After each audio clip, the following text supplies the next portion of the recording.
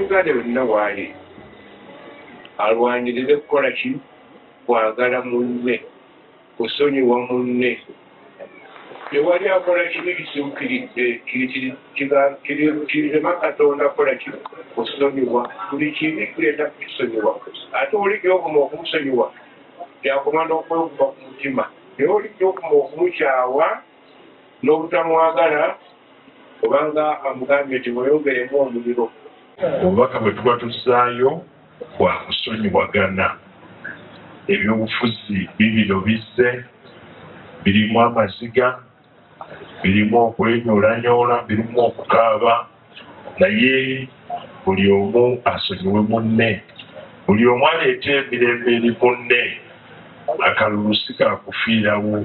Tuyite mu kulonda nga tulina emirembe nga tubadde benkanya tugere ne Uganda yaffe eyongera okuleekaana nti Uganda is the pearl of Africa.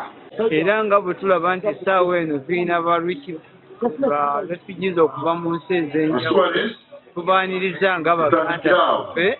Nze ndaba nga kituwadde essanyu lingi nnyo okuba nga atuwadde omukisa ogwo najja asabire ku bantu baffe. I'm so grateful that citizens of Uganda, they have warmly welcomed us and they really give us like we are proud to be with them.